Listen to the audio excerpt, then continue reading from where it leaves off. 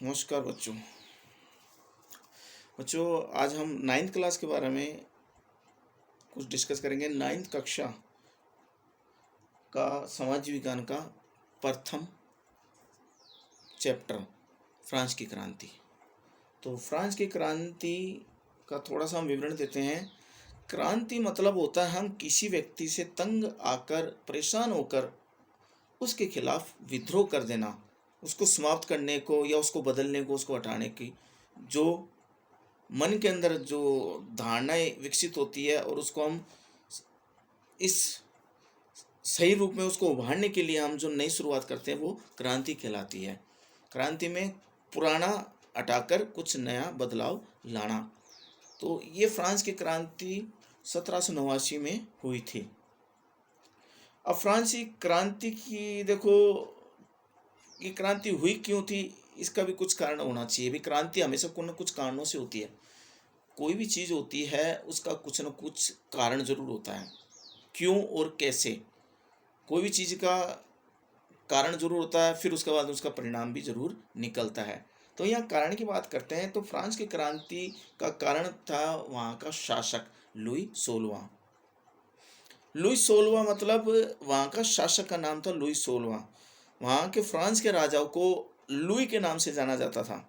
जो भी वहाँ राजा बनते थे, चाहे उनके पुत्र, तो उनको लुई कहा जाता था। जैसे लुई 16वां, तो लुई का अगर पुत्र राजा बनता तो लुई 17वां होगा, और लुई 17वां का पुत्र राजा बनता तो लुई 18वां होगा। ऐसे फ्रांस के अंदर पुत्र के बाद में उसका पुत्र ही राजा बनता है और वहाँ राजा को लुई कहा जाता है। और उसके कौन से ही वो संख्या का है तो उसकी संख्या उसमें निर्धारित करती है, जैसे 15, 16 ऐसे इस तरीके से।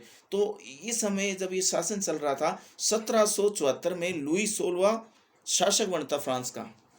फ्रांस की स्थिति वैसे पहले से भी खराब थी, लेकिन लुई 16 के समय फ्रांस की स्थिति और भी बहुत ज़्यादा खराब हो गई।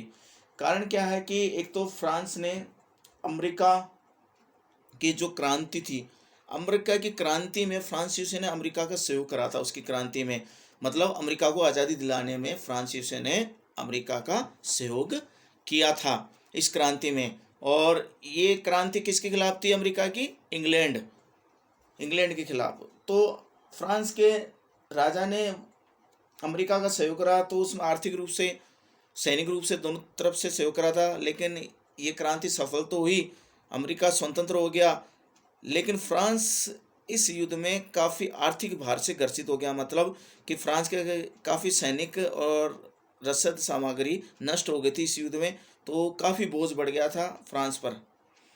तो अब इस क्रांति का सार, फ्रांस का क्रांति का सार अमेरिका से आया। अमेरिका की क्रांति हुई, उसको देख देख फ्रांसीसियों के मन में भी आया, जब अमेरिका ने क्रांति करी है तो हम किसी से कमज़ोर हैं। अमेरिका एक नया राजा, एक नए शुरुआत कर सकता है। मतलब कि उस समय राजवंश चलते थे। राजवंश मतलब राजा का शासन, राजा का शासन। और अब एक आधुनिक युग की शुरुआत हो गई जिसे कहा जाता है लोकतंत्र या राजतंत्र। ये लोकतंत्र में क्या होता है कि राजा वाले जो शासन होता है वो समाप्त हो जाता है, वहाँ अब लोकतंत्र की स्थापना होती है। लोकतंत्र में क्या, जनता का शासन हो जाता है। जनता खुद वहाँ प्रतिनिधि खुद बनती है, खुद देश को चलाती है, और सबके राय के अनुसार, सबके निर्णय के अनुसार खुद प्रधानमंत्री, खुद राष्ट्रपति, कोई भी, मतलब इसमें यहाँ वोट प्रणाली के द्वारा कोई भी राजा, या मतलब राजा क्या, प्रधानमंत्री बन सकता है। ये लोकतंत्र में होता है। लेकिन राजतंत्र में ऐसा नहीं होता। राजतंत्र में राजा के बाद उसका पुत्र ही राजा बनता है। और लोकतंत्र में यहाँ कोई वंशवाद नहीं होता। यहाँ अगर कोई आज प्रधानमंत्री है तो आप कोई भी, तुम्हारे में से जो भी कोई पढ़ रहा बच्चा, कल ना बड़ा होने के बाद में कोई अच्छा नेता, प्रभावशाली नेता बनता है तो वो भी देश का प्रधानमंत्री बन सकता है। तो ये लोकतंत्र है। तो इसी लोकतंत्र की शुरुआत अमेरिका से भी हुई। अमेरिका में क्रांति हुई, क्रांति समाप्त होने के बाद लोकतंत्र की स्थापना हुई, और उसी को देखते फ्रांस के अंदर भी राजतंत्र को समाप्त करने के लिए लोकतंत्र की शुरुआत हुई।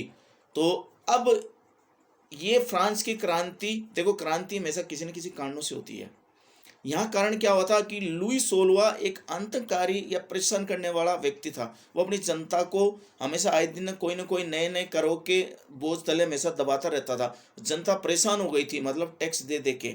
टैक्स मतलब देखो, एक टैक्स को होता है, जैसे आज के समय बात करें तो आदमी 100 रुपये कमाता है तो वो टैक्स ज़्यादा टैक्स वो 10 रुपये भरता है। 100 रुपये में से। लेकिन लुई 16वें के शासनकाल में 100 रुपये में से 60 रुपये टैक्स राजा को चुकाने में ही चले जाते थे। तो वो अपना वो खर्चा कैसे चलाएगा, अपने परिवार का कैसे पालन पोषण करेगा।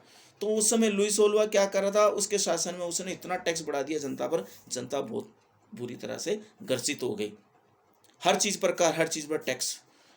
अब ये टैक्स तो था, इसके अलावा राजा के अलावा पादरी वर्ग, पादरी मतलब होते हैं जैसे अपने मंदिरों में ब्राह्मण वगैरह होते हैं, जो पुजारी होते हैं, मंदिर को संभालते हैं, ऐसी चर्च होते हैं ना, गिरजाघर, वहाँ जो पुजारी होता है उसको पादरी कहा जाता है।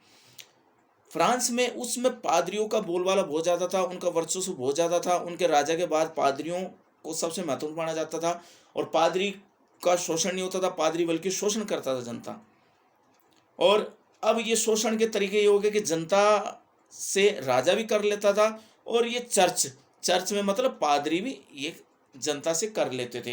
ये नए नए कर, जैसे गेबुल ले लिया, टाइथ ले लिया। अब गेबुल कर क्या हो गया, गेबुल कर ऐसा कर है जो वहाँ प्रत्येक 7 साल से ऊपर के कोई भी व्यक्ति हो, चाहे बच्चा हो महिला हो, उसको टैक्स देना पड़ता था। 7 पौंड सालाना उसको टैक्स के रूप में चर्च में देना पड़ता था।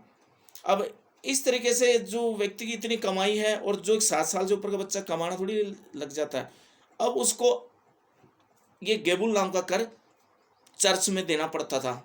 फिर वो कमाने लग जाता था तो सरकार को कर देना पड़ता था। और ऐसी टाइथ नाम का कर था जो जनता से वसूला जाता था। ऐसे कई प्रकार के कर थे। तो इन करों से जनता वहाँ बहुत ग्रसित हो गई, और आखिर में तंग आ गई, और उन्होंने जुलाई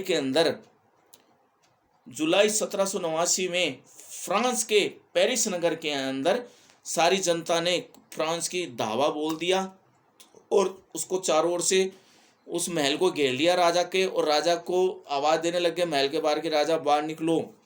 और राजा की रानी को भी आवाज़ देते हैं, बाहर निकलो, हमारी रक्षा करो, हमें अनाज दो, हमें भूख लग रही है, हमें खाना दो। इस तरीके से वो ज़ोर ज़ोर से चिल्लाते हैं, ताकि राजा कुछ न कुछ सुने और उनकी करों को माफ़ करें, उनकी परेशानी को दूर करें। लेकिन राजा ने ऐसा कुछ नहीं सुनाई किया। उसने अपने सैनिकों से उन पर गोलियां चलाने का आदेश दे दिया। और इस तरीके से अब जनता और भड़क गई, वो राजा के खिलाफ हो गई। अब उनकी इच्छा हो गई कि राजा को समाप्त करना, राजा को इसके पद से हटाना, और फ्रांस में अब राजतंत्र नहीं होकर लोकतंत्र की स्थापना करना। इस तरीके से फ्रांस की क्रांति शुरुआत होती 1789 में। और कहाँ से, फ्रांस के पेरिस से। तो ये इतना है अभी, आगे बाकी कल तुम्हें और बताएंगे। थोड़ा सा इसको ज़रूर याद करना, ये खास है।